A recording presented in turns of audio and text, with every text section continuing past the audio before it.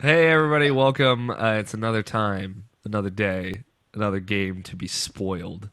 I am Alex O'Neill, your resident spoiler, and with me this week, or today, I guess, since we don't do this like every week, I have Barrett Courtney Hi. and Hello. our good friend Andrew as well. Hello there. Hey Andrew, What's up? I haven't talked to you in like months. I I know, mean, kind of funny live. it's not that's not technically true. I think we've shared Well, quick yeah, I quick mean, messages. Twitter, the Yeah, Twitter, the you know, tweets. the Um, tweet. Jacob Bryant is not here, although he did send me a message saying that he was very upset that he couldn't be here. For the two of you, um, Jacob is kind of like my partner in spoiling. Okay. We kind of spoil pretty. We do like pretty much all the spoiler cast together. So, and he loved Until Dawn, and he sends his thoughts and feelings. Oh my God, That something That was was just me. crazy. exploded. That was me. But that was crazy because you moved your hand and then it made the noise and that was Yeah, just eerie. yeah. It You was know what else was eerie? Until Dawn. Yeah, there you go. So Oh we're gonna boy. spoil Until Dawn. Fair warning: if you have not finished or don't want to know anything about Until Dawn, which I highly recommend, kind of going to that game not knowing really much about it, then just stop here. It's a great game. Go play it. Then come back and watch this. Don't like just not come back. That's stupid. So first question. I feel like this is a great place to start. How many people survived in your story, and who were they? Andrew, you want to start us off?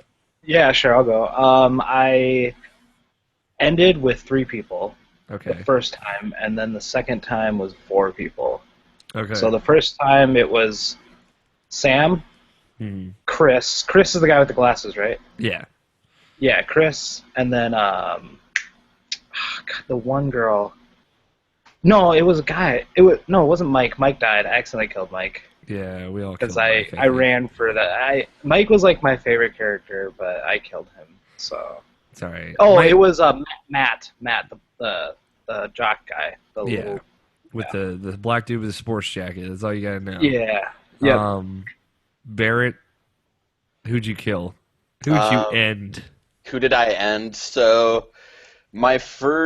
I'm in the middle of my second playthrough now, but in my first playthrough, 4 people survived, and those people were Chris, Emily, Matt, and Sam. And here's the kicker, though. I accidentally, like Andrew over here, I accidentally killed Mike at the end, but also Ashley. So I was like at the end, and I had 6 people alive. I was like, all right, Oh I'm doing pretty well. shit. Yeah. And then I Oh, like had the chance to leave, and I did, and I fucked everything up. So that was a big hit. yeah. So those were the people that survived for me. I was, you know what? Even though it was only 4, I was proud that I got the black guy to live. So My first playthrough. It's worth noting. I'll get into it a little bit. I played with a couple of friends, but I played through it twice. Once by myself, once with friends.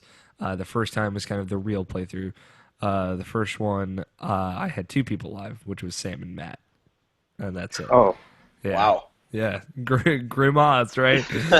And I killed Mike at the end. I feel like everybody did because they make it seem a lot more like Sam will die if you do this thing, as opposed to it's the only way to get everyone out of the house at the end, is to just kind of stall for time.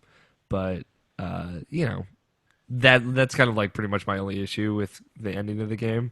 And the other time I played through, I got everybody out, so everybody lived. So I can tell you really? how that goes as well. So I thought I wasn't sure, but I thought you guys had maybe gone back and saved everyone. But I seems was attempting, and I'm attempting right now. The problem with trying to save everybody in Until Dawn is that the last time I played Until Dawn was 3 weeks ago because Mad Max has been taking up so much time.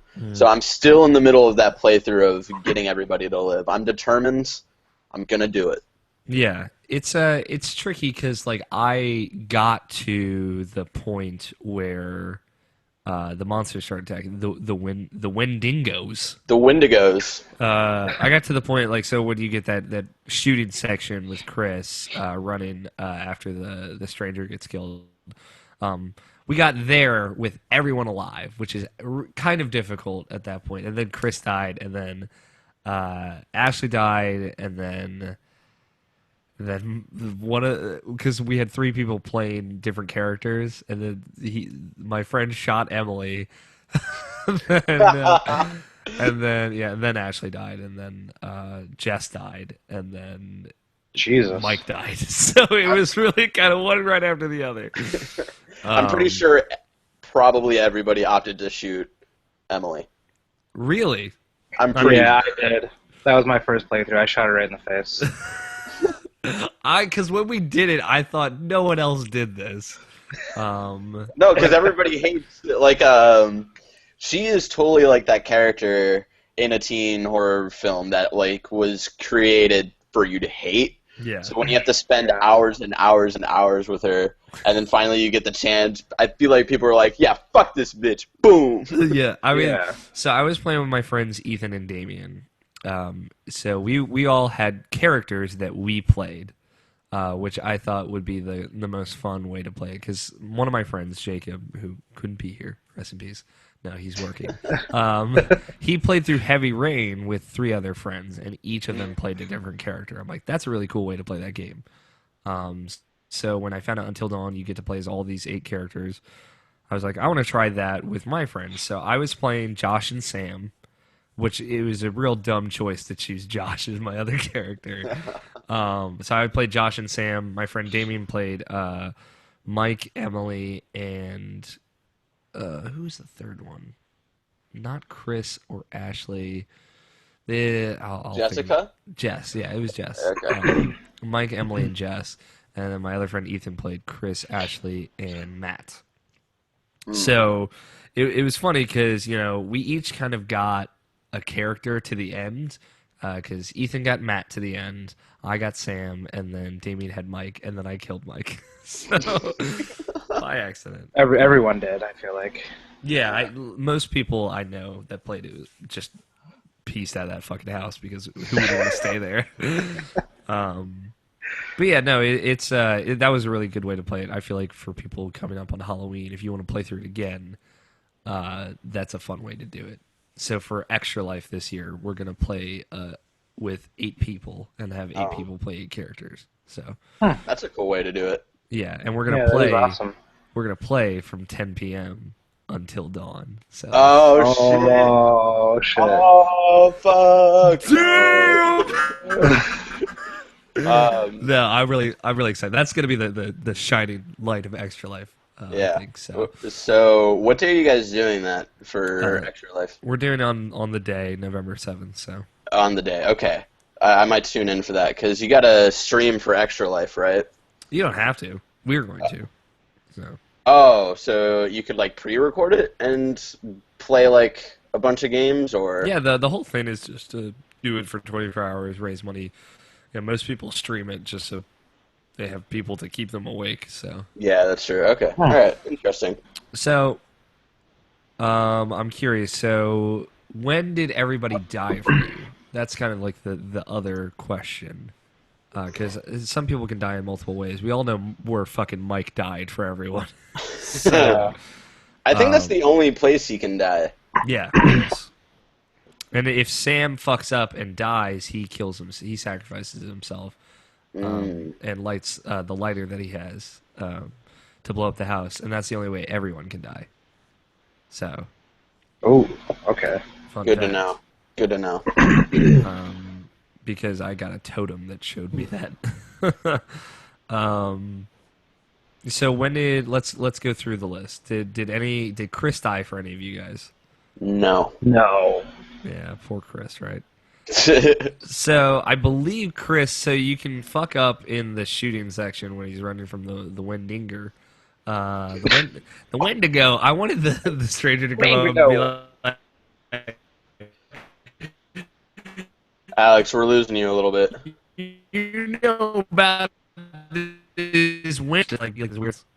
But yeah, so Chris can die in that shooting section, and then you can leave him behind when they're all going through the underground part, and he'll get killed. So, that's fucking smart, right? Leave the group. What about Ashley? Ashley died for you, Barrett, right? Yeah, In the fire. in the fire Did she and the die for flames. you? I'm just trying to think. Is Ashley like Chris's girl? Yeah. Yeah. Yeah, she got like her neck like ripped off, or Yeah. like with the Yeah. door. Yeah, the door. The trapdoor? Yeah, she opened the trap door and the guy, Wendigo, popped out and just like snapped her neck like Yeah, immediately. they that happened to me as well because Yeah. they show you if Jess is still alive, they show you this scene of her waking up in the mine shaft, and then it cuts to that scene, and me and my roommate Ethan was playing it. And I'm like, oh, Jess is still alive. Go save her. You're Ashley. Go save her because the Wendigo's mimicking her voice.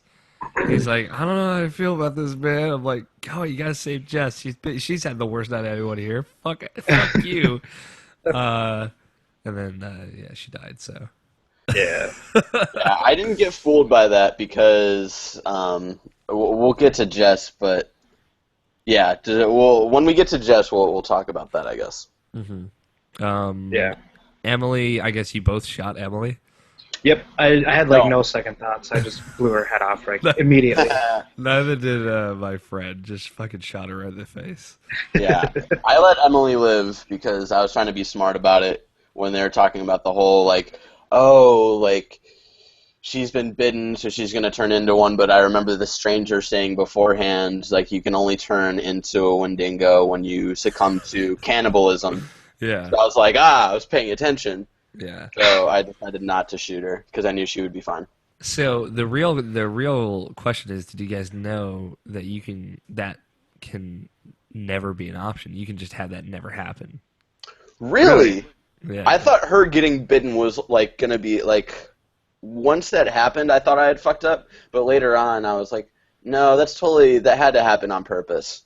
See, it's like that and Mike losing his fingers that is like the things that can just not happen. I found out Interesting. playing through. I did not know that. So what happens is when Matt and Emily get to the top of the ranger tower, if you look around, you find a flare gun around the outside. So you have the option to use it because you're playing as Emily. You have the option to give it to Matt and he shoots off the flare, or keep it as Emily. And then when you keep it as Emily, you can shoot off the flare or hold on to it. So then if you hold on to it, when Emily's running from the Wendigo later and she goes up those little elevator shafts, you fucking pull out the gun and aim it. And there's this fucking terrifying image of the Wendigo just like fucking sitting on the elevator, coming up on the conveyor belt, and then you shoot it in the face, and then it can't bite you. Damn. So, Ooh. so if you don't get bitten, that dialogue never happens. Huh. And even if you do, the thing is, if you get bitten and you choose not to shoot her, Emily gets pissed at Ashley anyway, because she was saying like we should shoot her. So even if you tell her the truth or whatever, so in this scenario where you don't get bitten, like that never happens. Everyone's cool with everyone. So it's a weird, like completely different thing. So Yeah. Okay. worth really noting. cool. Yeah, if you're gonna go back and try and save everyone, because I stumbled upon the flare gun. I'm like, I wonder what happens if I just hold on to this, and see if I hold on to it as long as I can, and then it ends up you never get bitten. So that's the only way to do it. Also, Okay.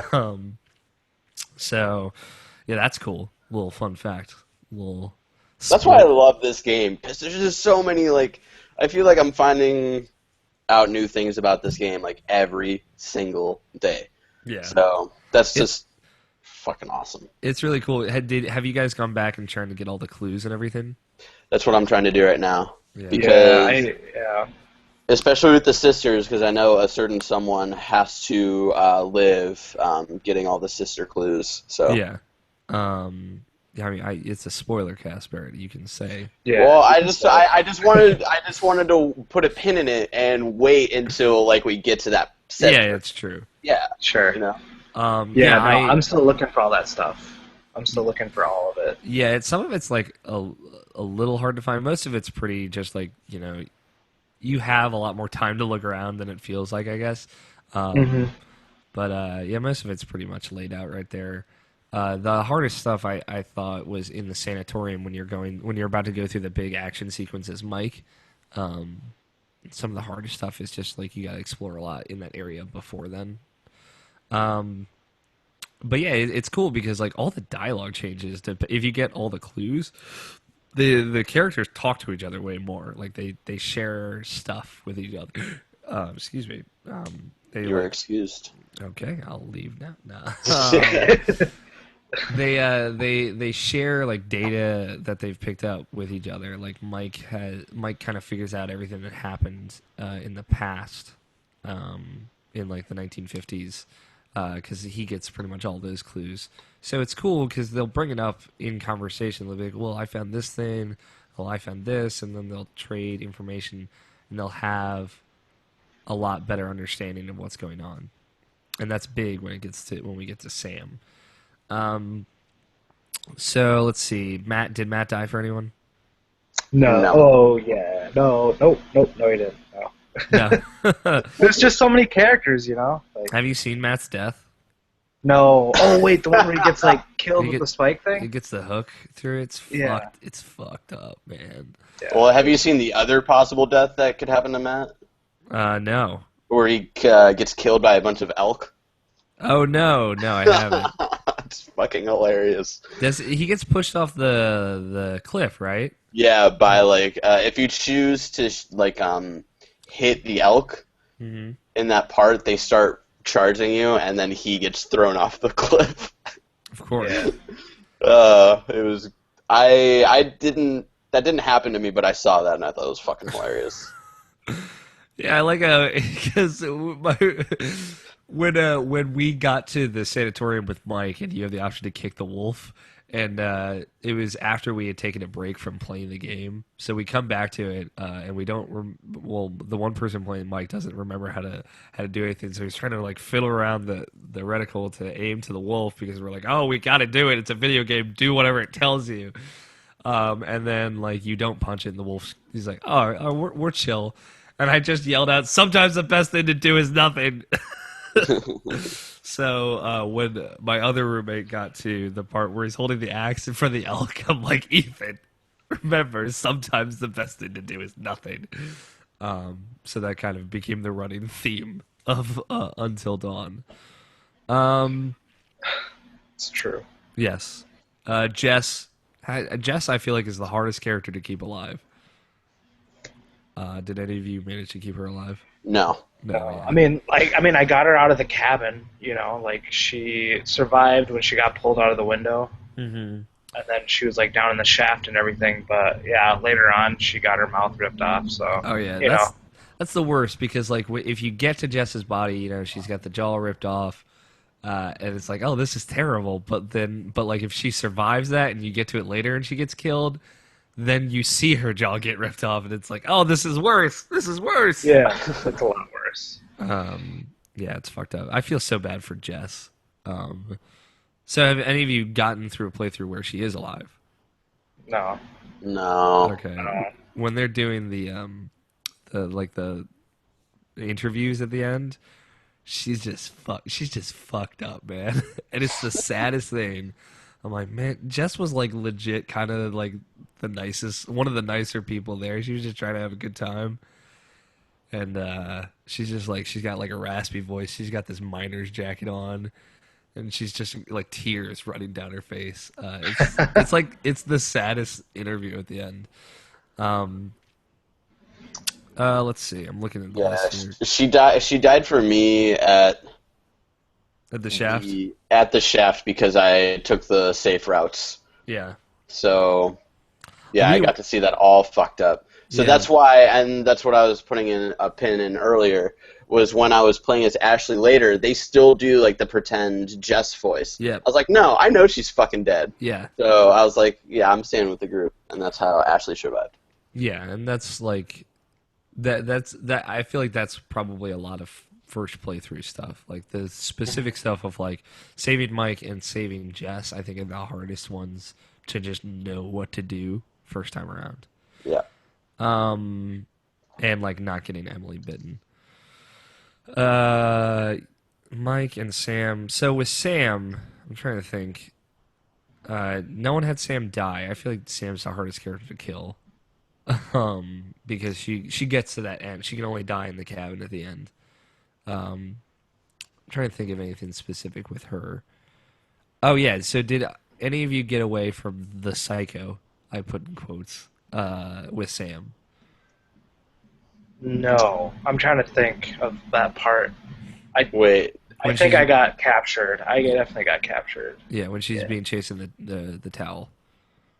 Oh, there's a way for her to not get captured.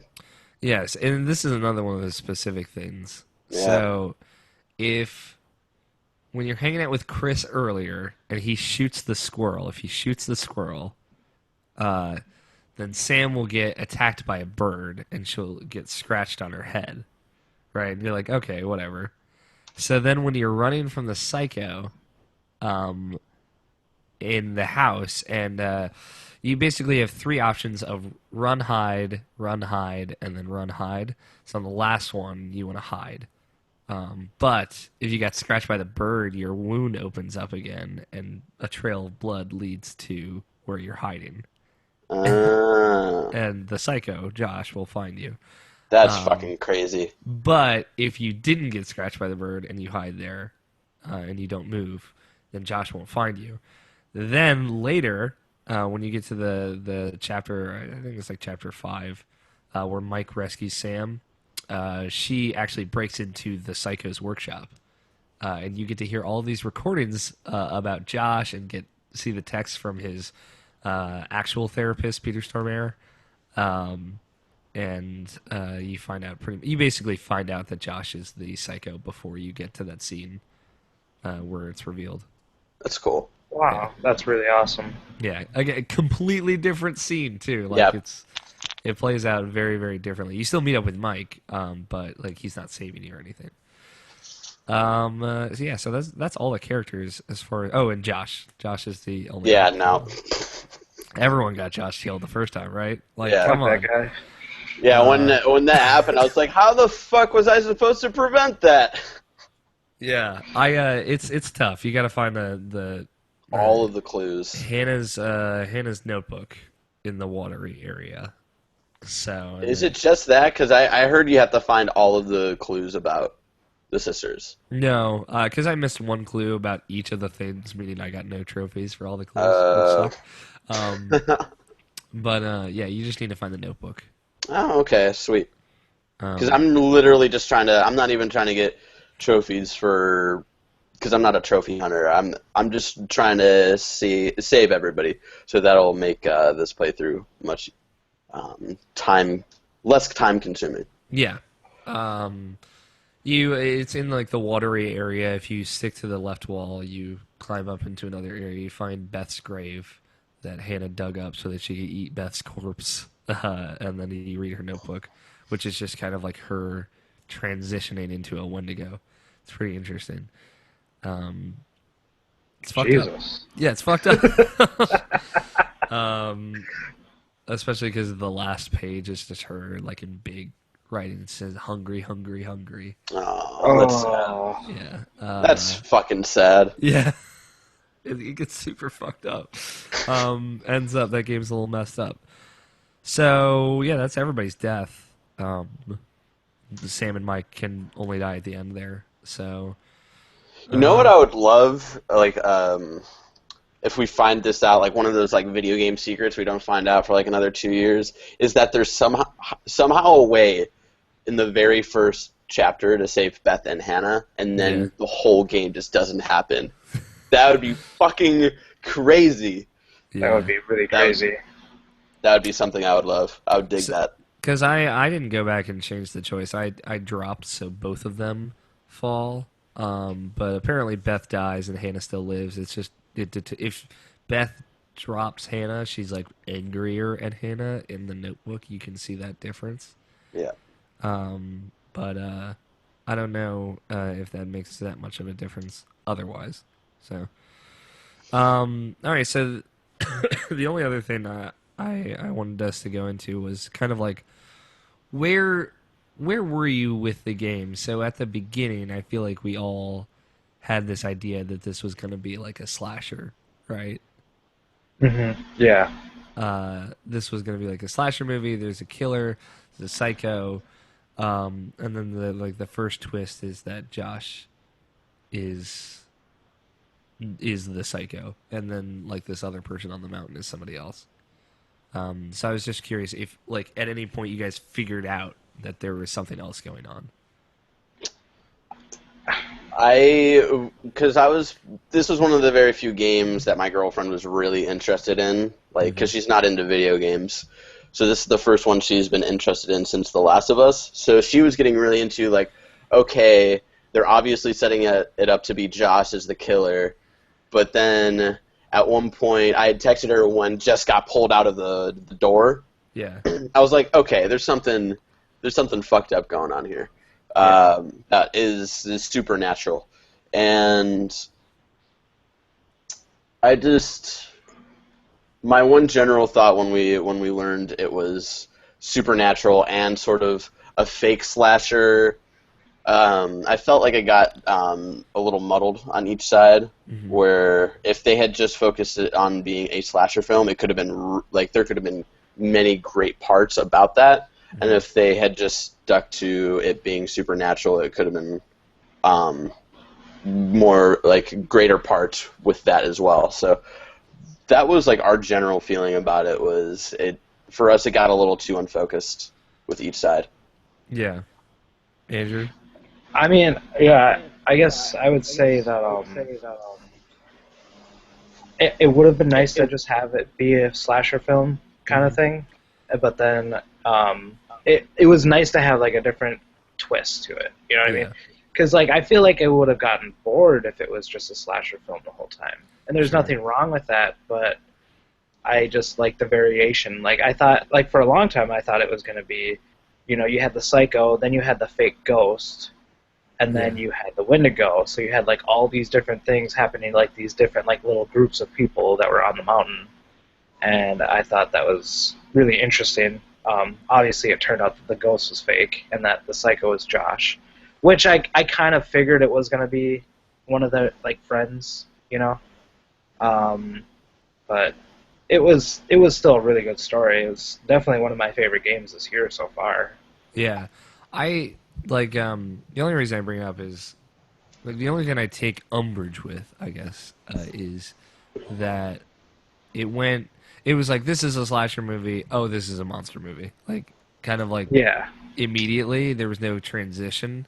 But then you know, I think I've been thinking about it more and more, and like Mike and Jess were experiencing the monster movie from the word go, pretty much, right? Like the Wendigo was following them through the woods the whole time. You know, they saw the deer, and then the Wendigo dragged the deer off, and then the Wendigo grabbed Jess, and Mike followed it and tried to save her, and then he followed the stranger to the sanatorium. And, you know, Mike was pretty much right next to the Wendigo cage, and he could have seen all of them, but you know, he was following him. So it is really, like, it's actually really well orchestrated how the two things were going on simultaneously. I didn't really see, like, the Josh twist coming, which I was surprised about, because normally I'm pretty good with kind of stereotypical twists, but I thought it was really welcome change, especially when Josh gets completely off the fucking rails. All the way to the end, that ending scene with Josh where he's hallucinating, and it's like that's a fantastic surreal scene. Yeah. That's just super cool. And it's like not often enough do you get to play as like kind of people who are unhinged or crazy, and kind of the way designers interpret how they see the world is always really interesting to me. Yeah, I think that was one of my favorite like gaming moments so far this year. Is like that where he just turned super insane and he's got to deal with all of his inner demons. That's definitely up there for 2015 best gaming moments. Yeah, it's like that it's a very brief sequence, but just like him and then like the pig head, because like he murdered these pigs. Oh, I know. It's just like it's fucked, and it's cool. It's like actually pretty poignant. So I think like at first I was like, oh, this is a monster movie now. That's fine. I just wish it had been billed as that from the get go. But then like Yeah. that grew on me as like, oh no, they were doing this from the get go. All the way back with Hannah and Beth. I just hadn't figured it out yet. So playing through the game again uh, has made me appreciate that a little bit more. So Okay. Definitely. I was curious what you guys thought. So now I'm thinking about kind of like the Peter Stormare scenes, the Dr. Out on the Ooh. Hill scenes, the inter-chapter scenes up until I think chapter 6, and then again in chapters 9 and 10, where you kind of get to ask all these questions. How did that go for you guys? Because I've seen it go real raw. Really? Like how he talks to you and whatnot. Well, how he talks to you, but I've seen it where like at the end in that final scene, like he looks like a zombie, like his skin is peeling off and Oh wow. he looks decomposed and stuff. Well, that's probably because they during those playthroughs when they chose like what do I fear more, they probably chose zombies at one point because Yeah. I remember that being an option. It is an option. I wonder how much because I feel like that wasn't the number one fear, but it was what he looked like. It was very different. It was alarmingly different. Yeah, I'm gonna try to find a picture of that. But Sounds really unsettling. Yeah, it's creepy, but yeah, I think kinda awesome. his segments are actually like the best part of the game, and like the little ways that they put those questions into play, like later on in the game. Like one point, it's the question is like, do you fear spiders or rats more? And me being the dumbass, I answered truthfully, and I went for spiders. So later back, when you go back with him, like you go back to him, there's like a spider in a jar, and then at a different point where a camera, like a surveillance camera, is looking at you when you find Yeah. the hidden room in the library. If you Yeah. chose spiders, a spider crawls over the camera. I was Also, like, fuck that. when characters pick stuff up, sometimes like spiders will crawl out of them instead of snakes. Uh, Yeah. um, and then of course, being a dumb, truthful person, I answered clowns rather than scarecrows. So when you're in the woods, it's Chris, and like the dummy pops up with the clown face, I almost shat myself. Yeah, that one's pretty fucked. So I really, really appreciated those sequences with the Doctor because those were just fucking awesome, and it was just really, it just slowly got more fucked up as it went on, and I really liked that. It added another layer of like creepiness to the game.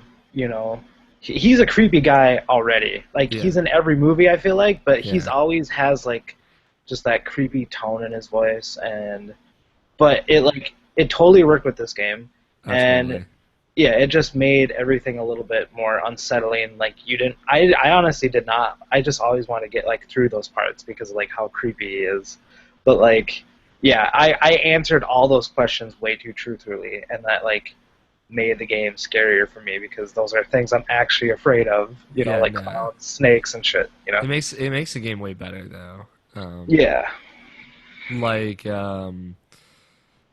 he like one of my friends because we would switch off every time we get to one of those interviews, so each of us could do one. Sure. And one of my friends answered like needles was his biggest fear, so there were just like needles all over his desk and it's fucked up. But I'm curious to see like what if you said airplanes was like the thing you're afraid of the most? Like maybe in that like office, like you can see the window outside and it's flying in the airplane. That'd be interesting. So yeah, I was curious because like when I went back, I answered things differently. Like not necessarily the questions about what you're afraid of and who you like, but I answered them more from the perspective of Josh because I knew it was him in all those scenes, and that it's cool how the dialogue he gives is there's a lot of different things he says, so they recorded a whole lot of dialogue for this game. Oh yeah, yeah, they did. So now I'm thinking, what else is there to cover? Do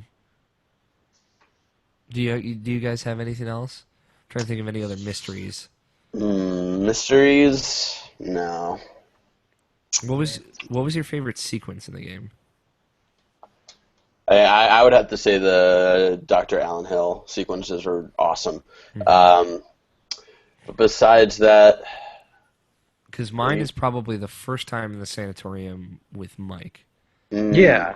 Because at that point you don't know. Jess just died, whether she lived or not. Mike is sure that she's dead, and you're following the stranger, and you don't know about the Wendigos yet.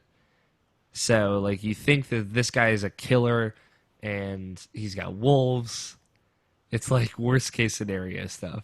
I feel like there's a lot more tension in that scene than any other scene in the game. Yeah. It's that and the second sanatorium scene with Mike, where he's fighting off the Wendigos. That's just awesome. That's just fucking action movie shit. Yeah.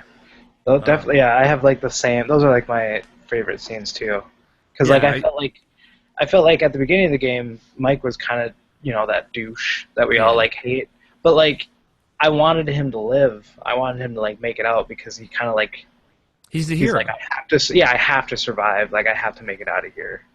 Yeah. Then he died. So. Then he died in a horrible, tragic fire. a lot of people, I forget who was saying this. A lot of people were saying that the actor who plays Mike, I'm trying to find his name. Oh, Brett Dalton. Brett Dalton. There you go. A lot of people were saying like that. That's basically like was his audition to be Nathan Drake in a live action Uncharted movie. Yeah, he would be great. I'm digging it. Yeah. He's got such a great look about him. He's just got a really nice face.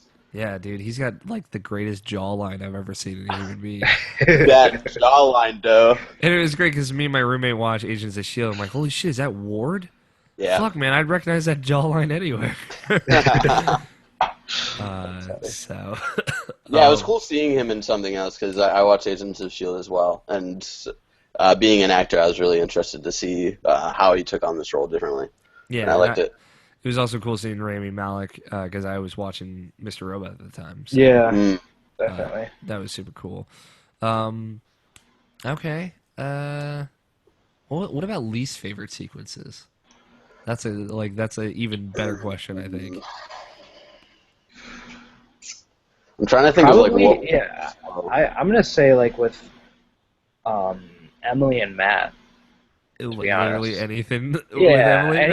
anything that had to do with Emily, I was like, can we just get through this? Because she's always bitching about something, and yeah, it was just annoying.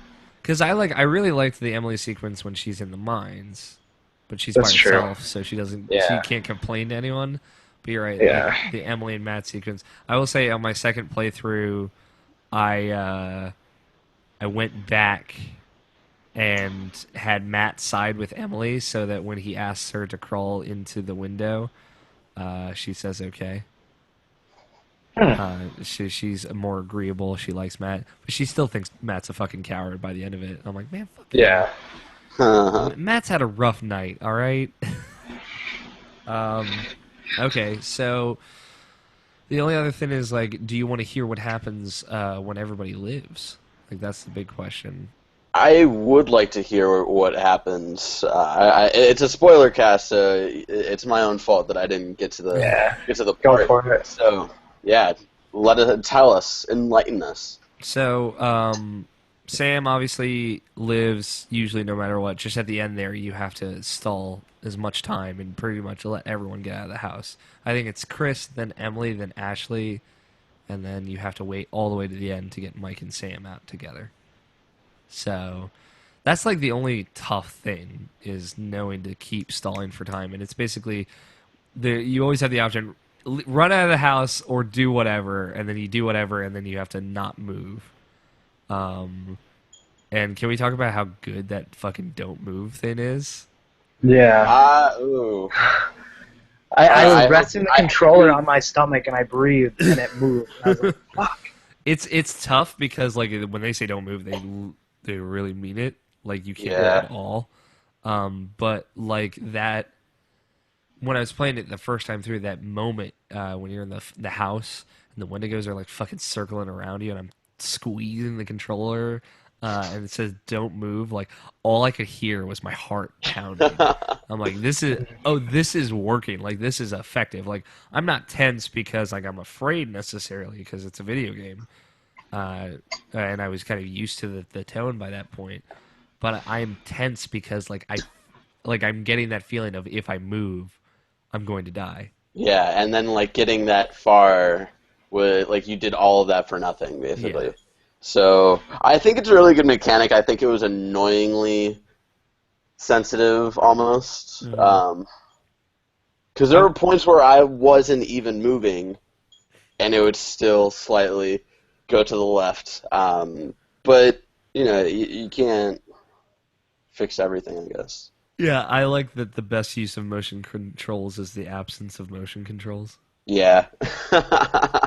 Um, so like assuming you get everyone there, like all those people live, like don't shoot Emily. That's the only way. That's the only other way she could die, I think.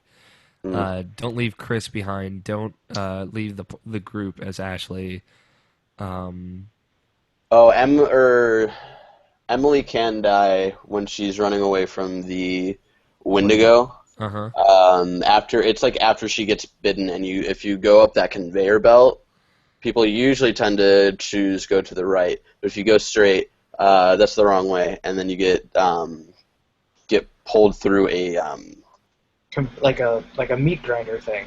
meat grinder, Oh and shit. yeah, so that's But, another way she can die. but can't she survive that though? Because like there's like a button prompt where she can like grab onto the like the edge right before the meat grinder thing, or is that or Oh, like there's no way of getting out of that, or you just die. I have I, no idea. if there's a button prompt, you can probably avoid it. Yeah, But if you Okay. miss that, then you're dead. Yeah, it's then like you're really fucked. fast. So. Um. So yeah, so Oh, that's interesting. I wonder like what would happen if Emily never made it back to the cabin. A lot of different dialogue there, that's for sure. yeah. Probably, yeah. I do want to say, like you bring up a good point of the best way to use motion controls is to not use motion controls. And I think that's really interesting because like that's the first time I've actually ever enjoyed the whole controller moving thing. 'Cause I Yeah. remember the first time I dealt with that. I remember when I first got my PS4, people were telling me what the true next gen experience is. Infamous Second Son. I was like, all right. So I picked it up, and the whole move control with that is like you gotta shake it because it's a spray can. I was like, wow, if this is what next gen feels like, I'm fucked up right I now. feel like Infamous Second Son is the biggest example of a PS3 game on PS4. Yeah, that's so true. Honestly. Yeah. Which I still like that game, but that's a very true Our, thing our about our it. opinions on Infamous Second Son should be saved for another discussion. Yeah. But I just wanted to Mhm. bring that up because those are like my two experiences with like the whole move controller, and I think Until Dawn utilizes it perfectly. Oh yeah, it's perfect for the genre and it's perfect for how it's used as well. Um, it's interesting.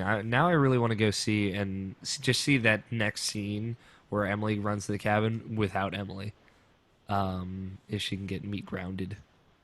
Yeah, it's pretty It's easy. really gross. Like I've watched it online. It's I really don't. I mean, gross. I don't want to see her get meat grounded. Dude, you Oh do. It's so satisfying. You're like, God damn, is this yeah. game fucking gory? yeah. Yeah, Um, especially with Josh getting, even though it's not really happening, like Josh getting sawed in half. I was like, God damn, yeah. God damn. Jesus, Josh, I thought we were bros. We were gonna go to the bone zone, man. Come on. Uh, Oh, poor Josh. Matt, you just you fucking ditch Emily on the tower and don't piss off Elk, and I'm pretty sure you can get to the end pretty easily with him. yeah. The tough thing is like if Matt and Jess both live and you get to the end with Matt and Jess, you have to hide every time because it's funny because you with Matt and Jess it says like hide with Jess or run. And if you run, Jess tries to keep up, but she's like so beat up that she just gets caught by the Wendigo, gets her jaw ripped off. You've seen that, Andrew. Yeah. But like if you hide and then you keep going, the Wendigo starts chasing you again, and the two options are ditch Jess and run, or abandon Jess and run, or hide with Jess. I'm like, man, that's fucked up that it's even phrased that way. So then you would just hide again with Jess, and then they both live. And then the heart, yeah. That's interesting because I felt like there was so little to do with Matt, because I guess because Jessica hadn't lived, if she doesn't live, there's very little to do with Matt, and that was like a sequence I was really disappointed in. It's like Matt sort of goes off for like 4 chapters until like the very end, and it's like, oh hey, he's here. Yeah, it's even worse with Jess because she's gone for like the whole game. So me and Nabish and my co-host were talking about what happens if just Jess gets to that scene, and you're just playing as Jess. We're curious to see how that would go. Probably the same, but I bet it would just feel a little bit different tonally because she's fucking terrified. Were you guys able? Here's the most important question of the day. Were you guys able to get Jess into her bra and panties? Yes. The first time through, no, because my friend who was playing Mike was just a fucking asshole to her on purpose. And I'm like, come on, dude. Jess is like the nicest person here. You could at least try. And also we scared her, so she was in her soaking wet jacket. See, I thought the first time if we soaked her, maybe she would want to get out of her clothes. So I was like, all right, I'll try that. And then that didn't work out. Yeah. So there you go. Now you know. But I got it the second time, because I'm in the like 3rd or 4th chapter of the second playthrough, so I got her out. So there you go. Got her out, man. You got her out. Sound like gross. Again, my girlfriend is so proud of me. Take it to the bone zone. Josh would be proud. So the biggest thing is if Josh lives, right? You find the journal, Hannah's journal, and you tell Josh, and he's like, no, it can't be her. When Hannah comes out of the water and grabs him, he's like, you're Hannah, or he's like, you're not real, and then he's like, Hannah, and then she looks at him, and then she like screams, and then drags him off, and he's screaming the whole time, and Mike's like hiding behind the rock, like, man, this is so fucked. Everything about this is fucked. And then, like, at the end credits, cut to Josh inside the cabin in the basement, and 2 police officers are looking for him. And you see, like, he's eating this stranger, and he turns into a Wendigo and attacks them. So, that is the best case scenario with Josh. That's the best case scenario? Fuck, man. Jeez. The only way he lives is as a monster, so... Poor guy. I know he's a fucking lunatic, but he can't catch a break. He was off his meds, man. Giving him some slack. Yeah. So the scene with everyone living is like you get all the police interviews at the end, and then you get the scene with Josh. So. Okay. Interesting. It's it's worth seeing. It's not too hard to save everyone, especially if like you never get the option to shoot Emily. And you never leave the group as Ashley, and you don't leave Chris behind. That's pretty much it. Like, then don't fucking blow things up early at the end, and you'll be okay. So that's my problem. I like blowing things up. Yeah, maybe you'll survive until dawn. I like blowing things up prematurely. Yeah, so it seems like overall we're all pretty happy with the game, though. Yeah. Oh yeah. It's for sure. It's one of those things I want to keep the game, but I'm at this point in my life where I can't keep games. I have to turn games in to get new games. So I'm at a crossroads where it's like I gotta turn this game in to play the Uncharted games for the first time, or I have to keep it. I still really enjoy the game, but I'm sad that I will be eventually parting ways with it to play Uncharted. You should get that Gamer Club unlocked, man. Yeah. For Best Buy, right? For Best Buy, yeah. Best Buy. We only have one Best Buy in the city. Here's the thing about San Francisco. I'll explain to you two before you move out here. Okay. No big corporations want to fucking be in San Francisco. Well, of course, it's hipster nation. McDonald's is leaving San Francisco because it's getting too expensive. McDonald's. Oh, yeah. So, like I'm not like one who loves McDonald's, but I just want to explain that like one of the most successful businesses in the world is moving out of San Francisco because it's too expensive. Do you have a Walmart? We don't have a Walmart. The closest Walmart I think is like 50 miles away. But we do have a Best Buy. But here's the problem: every time I go into that Best Buy, I fear that they're gonna go soon. Every single time. So I feel like, and of course it's going to be the day I get that gamer thing, and then the next day they're just going to be like, all right, yeah, we're closing. So that's why I have a hesitance. The nice thing is I think you can still get that 20% off if you order games online from Best Buy. So okay. Yep, So you can. So there you go. All right. Yeah. It's just like I get most of my new games for $40 or less now. That's fucking awesome. So, That makes me happy in my pants. Yeah. It's really nice. The most I think I've paid is $50 and like 80 cents, and that's without any of the coupons that you just kind of accrue constantly. Yeah. Right. So it's worth looking into. But that aside, yeah, Until Dawn I think is a pretty excellent game. A lot of people are saying how they out Quantic Dream. Quantic Dream, yeah. We talked. I think Colin Moriarty was the one to say it, that. and then we talked about that on one of our shows. And when I said that really impressed our friend Ricky, who loves everything Quantic Dream for some reason.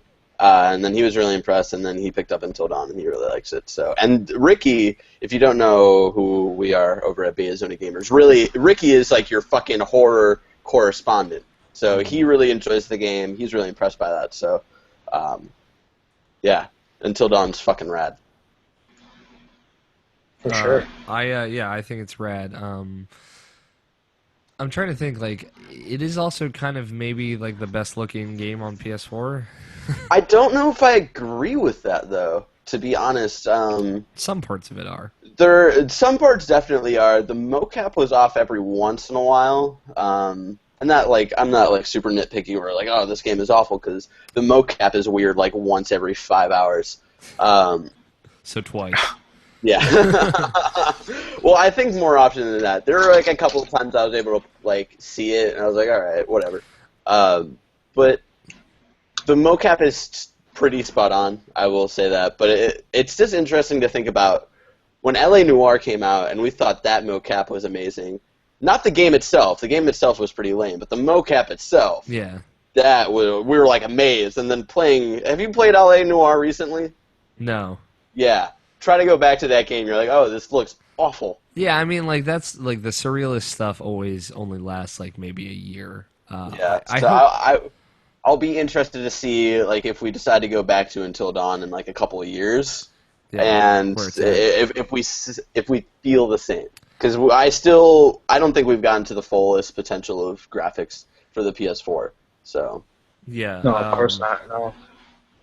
I don't think so. I'll say like I think the capturing the mannerisms and idle animations of like the characters was really, really what impressed me the most. Especially like Mike and stuff. I feel like Mike and Sam, Hayden Panettiere's character, they had kind of like the most attention to detail. Just to like a lot of little movements and stuff that were really human and natural. Like all the Dr. Alan Hill scenes just looked fantastic, scenery and character-wise. So, it's an impressive game. It's really cool. If you haven't played it, well, I guess it's still worth playing now, even though we spoiled almost everything about it. But it's still a really cool game. So, that's it. That's all I got. You guys have anything to add?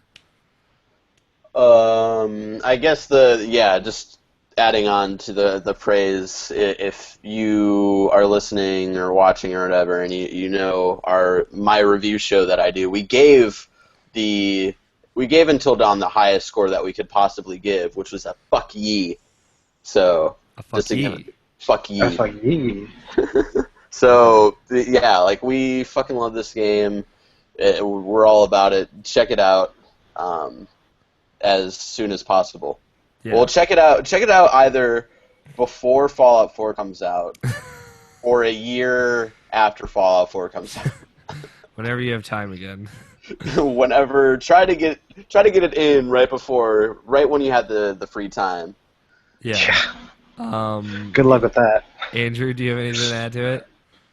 No, I mean, it's just a good game. Game is it's good. Just it's just Good. game is good. Play game. Play game. No, I mean it's even Shuhei Yoshida. I don't know if you guys saw it. He said he called it a sleeper hit the other day, and that's exactly what it is a sleeper hit. And it's, I mean, the moment I saw like it being shown, what was it, E3 at like 3 years ago or something like that. Yeah.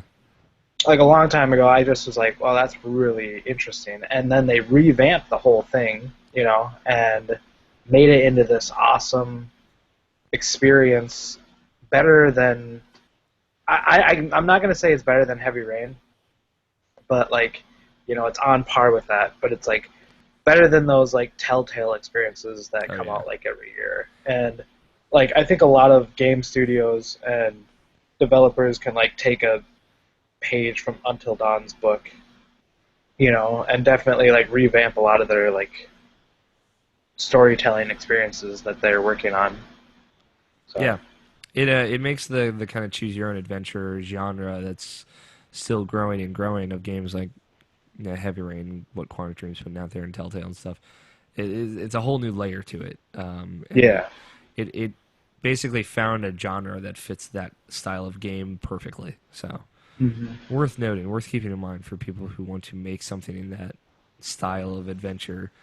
Yeah, in the future. If you want to make a video game, this is the kind of video game to make right now, because it's still coming into its own. It just makes me super nostalgic for the choose your own Goosebumps books. Yeah. Where you get to this part, all right, if you choose this, turn to page 58 or turn to page 102. Chandelier falls on your character and you're dead. You're like, Yeah. Exactly. Exactly. Well, there you go. You guys did another Until Dawn Spoilercast together, correct? We did. Yes, we did. It was sort of like a spur of the moment where we decided like the day before, like, all right, let's do this. And then we did it. It's pretty cool. You can check it out over on youtube.com/BayaZonaGamers. That's BAIA Zona Gamers. Yeah, we make it as complicated as fuck for you to find us. So yeah, we talked about our thoughts with a Mr. Sean Donahue over from Comics and Joysticks, which was fun. And so check that out for sure. Yes. And Bayzona Gamers in general. And we're all on Twitter. Andrew, you are at... No, I lost it. You got this. Papa Drew Bear. Papa Drew Bear. Papa Drew Bear. Fuck. All right. Yeah. I need a new Twitter handle. And Barrett mentioned our little YouTube channel that we got going on /podcast, Comics and Joysticks. Yeah, you can find us on SoundCloud. You can find us on youtube.com/comics and joysticks. It's all one word, I believe. Yeah, it should be. Yeah, we do one episode a week, and we have two segments. We have a comic segment at the beginning, and then we have a video game segment at the end. And we just kind of like talk about news and like what we've been playing and all that fun stuff. So, yeah. Cool. I like it. Check it out. You're cool guys. Check it out. Barry, you got the shitcast and let's plays and everything. We do fucking everything you want out of nerdy creator content. We got SoundCloud.com/Baya-Zona-Gamers, an also very complicated URL, where we have the shitcast every Sunday, where we talk about sort of the basic podcast nerdy thing, video games, movies, comics, whatever. And then over on youtube.com/BayaZonaGamers, I'm going to lay it out for you. Monday, we have our review show where we bring in like whatever we've been reading, watching, and we speak our thoughts about it, and then we give it a score. Tuesday, Wednesday, Thursdays, we have a little thing called Talking Shit, where one of us brings in a topic of discussion. We talk some shit about it. And every Friday, we have a Let's Play up. Go check it out. Yeah, and follow you on Twitter at Bananlachong. Bananlachong. You said it right. So hard. Another complicated fucking way to reach me. Yeah, it took me like 45 minutes just sitting there like, I don't want to check Twitter, but I need to figure out how to spell this. I remember when you did the spoiler cast with a Sir Greg Miller, and I asked a question live, and you're like, Brandelier Chong. no, you're just like, our good friend Barrett, he's got one of those really complicated Twitter names, so I'm not even going to say it. It should be Brandelier Chong. Brandelier Chong. I suggest that. And of course, if you want to keep locked to all the Irrational Passions spoilers, we're doing Life is Strange episode 5 this month is coming out on October 20th. I believe Jacob and I will be sitting down to spoil the series and kind of give our closing thoughts on season 1 of that. Hopefully there will be season 2. I expect there will be with how well this is done. And then we're clear for Spoilercasts for now. We're planning to do a Metal Gear Solid 5 Spoilercast at some point, but that's gonna be a hard one to put together. So we'll see what happens. And of course, if you need anything Irrational Passions, you're at the right place already. YouTube.com/Irrational Passions. So that's everything. Let's Plays, Spoilercasts, and podcasts, and videos, and whatever you want. Yeah, if you need a good starting place for Irrational Passions on YouTube, I highly recommend the Donkey Kong Let's Plays with a Mr. Brant Ranch, where they play where Alex and Brant play the greatest game of all time, Donkey Kong 64. So check that out. That's a good starting point. And Barrett was on Irrational Passions podcast 246, I think. Yes. I don't know the numbers anymore. Yeah, 246. I remember liking even numbers in a row, so I was like, yeah. Yeah, and if you're watching this in a timely manner, we're having Sean Pitts on this weekend, so that's going to be fun. Nice. That's it. I'm AlFighter27 on Twitter, which is a terrible Twitter handle, but apparently none of us can win. I'm not the only one. Nobody's perfect. Nobody's perfect. So that's it. That's everything. I hope you enjoyed this. If so, I'm sure any of us would love it if you tweet at us and let us know. But until the next time we have to spoil things, it's been our pleasure to serve you.